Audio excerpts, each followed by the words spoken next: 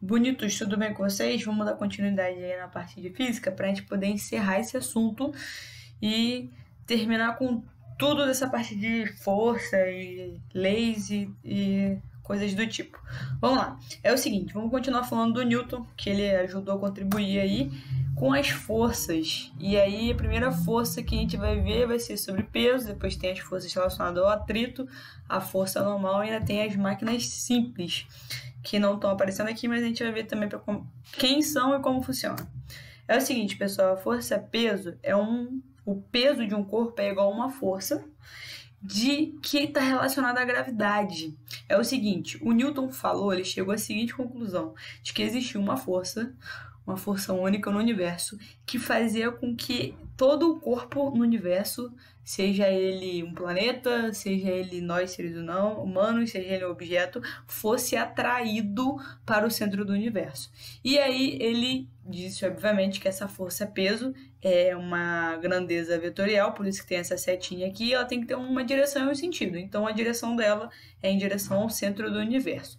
E chamou isso de gravidade. A gente já ouviu falar sobre isso, é uma força gravitacional que vai agir sobre todo o corpo. É por isso que a gente pula e a gente retorna ao chão e não fica flutuando.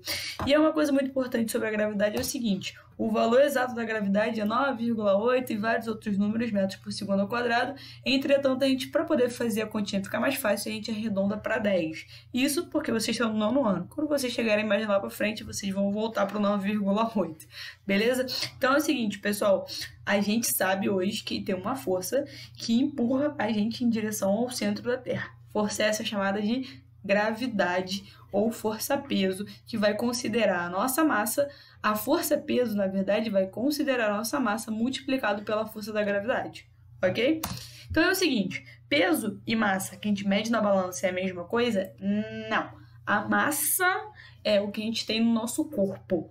E o peso é a junção da massa mais a força-peso da gravidade. Por isso que a gente fala a gente usa a palavrinha peso. Ah, eu estou pesando. Não, o correto não é esse, né? Apesar de a gente falar bastante isso. Por exemplo, desculpa. Por exemplo, se a gente for na Lua, a gravidade lá é diferente. Então, o seu peso na Lua é diferente do seu peso aqui na Terra. Beleza? Tô com corona. Não, brincadeira, gente. Que isso, credo. Bate na madeira. Vamos lá, pessoal. É o seguinte. Então, dando continuidade aí, eu tenho que, toda vez que eu vou me medir, eu estou medindo a minha massa. E aí, obviamente, eu estou considerando o peso da gravidade que está atuando sobre a minha cabeça, empurrando em direção ao centro da Terra. E se eu tivesse outros locais, como na Lua, por exemplo, eu estaria flutuando por aí. É por isso que lá na Lua a galera dá aquela flutuada, porque a gravidade lá é diferente. Então, a força que empurra para o centro da Lua é diferente, é menor. Dando continuidade, gente, eu vou falar sobre a força do atrito. O atrito é uma força que atua no sentido contrário ao movimento. Então, por exemplo, aqui, ó, se o carinha está empurrando a estante para o lado direito, a força de atrito está funcionando para o lado esquerdo, mesma coisa para cá. Se a força está indo para este lado, a força de atrito está do lado contrário. E a gente usa a força de atrito todo dia. No momento que você anda, você está usando a força de atrito. O fato do seu pé encostar no chão e você andar está te dando força de atrito. Ah, então significa também que não existe lugar nenhum que o atrito seja zero. Existe, por exemplo, não vou dizer que ele é zero absoluto, mas se a gente colocar um gelo, para quem já foi naquele negócio de patinação do gelo, sabe que se a gente empurrar um objeto sobre ele, ele vai percorrer uma distância bem grande, em comparação se eu empurrasse esse objeto na mesma força no chão de um piso, por exemplo. Por quê? O chão do piso causaria um atrito naquele objeto e ele faria com que ele perdesse velocidade, enquanto que, por exemplo, no gelo o atrito é bem menor, a velocidade permaneceria constante durante determinado ponto até que parasse. E se eu tivesse um determinado local, por exemplo, no vácuo, em que não tivesse nenhum tipo de atrito, nenhum tipo de resistência, e eu empurrasse e gerasse uma força nesse objeto, esse objeto ficaria em movimento para sempre, ok? Então, lembra sempre que a força de atrito é a força contrária ao movimento e é por isso que as coisas param de se mover. Se vocês lembrarem lá da segunda lei de Newton, da primeira lei de Newton falando sobre a inércia, a gente sabe que para poder um corpo sair do repouso ou do movimento, precisa-se que uma força externa atue sobre ele. Agora imagina que eu lance esse objeto num local que não tem atrito, que o atrito seja zero, ele vai permanecer sempre em movimento e nunca mais ele vai parar de se mover, ok? Continuando aí, é o seguinte, pessoal, força normal, essa aqui é o que gera a maior dúvida de todos. É o seguinte, um corpo em repouso sobre uma superfície exerce certa força sobre ela por causa da gravidade. Então eu tenho aqui um corpo, eu, com a gravidade na minha cabeça. Só que nessa situação, a superfície também está exercendo uma força sobre o corpo. Então, é uma força contrária à força da gravidade, certo? Vou dar um exemplo aqui. Que força é essa? É a força normal. Então, vou pegar um exemplo aqui maneiro. Ó.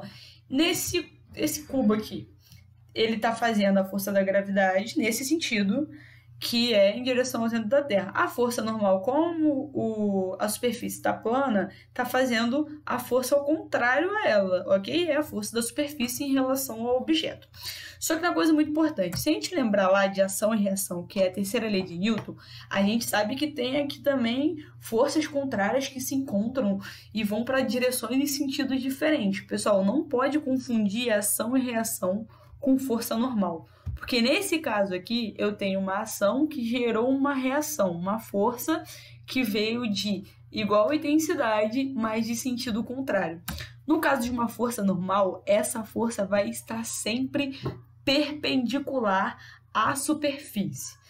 Tayane, você falou grego, tá? O que é uma força perpendicular? É aquela que faz um ângulo de 90 graus. Repara aqui embaixo, aqui, ó, o ângulo de 90 graus, tá vendo? Essa que faz o formatinho de L. Então, beleza, ó. Nesse caso, a superfície está na horizontal, então a força normal tem que estar na vertical para poder fazer perpendicular e fazer um L. Estou fazendo aqui com o mouse para vocês verem. Nesse caso aqui, a minha superfície ela está inclinada, então minha força normal tem que fazer um L ainda. Então eu vou fazer um L aqui seguindo a minha superfície, então ela vai ficar aqui neste plano inclinado, não pode ser mais assim. Nesse caso aqui, minha superfície está na vertical, então minha força normal ela está perpendicular à minha linha vertical, ok? Sempre fazendo um L, um ângulo de 90 graus, ok? Então, ela não é igual à força da ação e reação, que é de sentido contrário. Ela vai ser sempre no sentido de 90 graus, ok? Perpendicular à superfície. Então, lembrando o seguinte, toda força, a gente tem a força da gravidade que atua em um sentido e a gente tem a força normal, que é perpendicular à força da superfície, que é feita pela própria superfície. Ok? A gente vai ficar melhor entendendo isso fazendo os exercícios do livro. Vou passar as páginas, lá tem também a explicação, lá tem bastante figura para poder ver e responder, fica molezinha de entender. E aí eu vou ampliar um pouquinho das forças, que é o seguinte, pessoal. Tem várias forças que estão atuando aí no universo, mas tem coisas que são utilizadas para o nosso dia a dia. Essa é para você que fala, física não serve para nada. Serve sim, vamos lá. A gente vai ver falando sobre alavanca, plano inclinado e roldanas. Vamos começar lá com as alavancas. Olha que coisa maravilhosa. Esse cara das cavernas estava usando alavanca. Qual que é o objetivo? Basicamente, o objetivo de ampliar todas as forças. É você diminuir a força que você vai utilizar. Então, por exemplo, pensa comigo. Seria mais fácil eu pegar essa pedra e levantar ela assim? Ou seria mais fácil eu usar esse esquema que esse cara está fazendo e ele vai utilizar uma força menor para poder fazer isso? É o mesmo esquema aqui. O esforço que esse bonequinho aqui está fazendo para levantar essa resistência é menor nesse sentido, usando uma alavanca, do que se ele estivesse segurando isso aqui para poder levantar. Ok? Outra coisa também é o plano inclinado. O plano inclinado você vai gastar menos força, vamos dizer assim, você vai usar de menor força para poder você subir em determinado local do que simplesmente você levantasse ele reto. Então, por isso que a gente chama ele de plano inclinado. Olha só, é um plano inclinado e a diferença que existe entre eles é o seguinte, pessoal, a distância acaba aumentando. Essa é a parte ruim, ok? É rodando fixa, rodando tranquilo. Olha só, presta atenção. A força potente é igual à força que aplicamos na corda. Então, olha só. A força potente é essa força aqui, ó, que está fazendo nesse negócio de chumbo aqui, ó. Tá até com uma setinha aqui, ó. Força potente. Eu estou gastando 100 newtons para poder levantar isso aqui. Ok? Isso aqui pesa 100 newtons. A força da gravidade mais a força do peso, mais tudo, tá fazendo um total de 100 newtons. Se eu quisesse levantar isso aqui, eu teria que aplicar numa roldana fixa uma força de igual intensidade, também de 100 newtons, ok? Eu vou conseguir fazer esse levantamento, mas eu vou gastar a mesma quantidade de energia do que a minha força potente. Quando eu faço isso numa roldana móvel, ou seja, quando eu uso vários tipos de roldana junto, que se vão entrelaçar de uma tal forma que eu consigo diminuir a intensidade da força. Então, repara o seguinte, a minha força potente, que é essa aqui, FP, tá até aqui, ela vai ser a metade da minha força de resistência. Ou seja, eu vou gastar metade da minha energia para eu conseguir elevar este bloco aqui do que se eu usasse uma roldana fixa.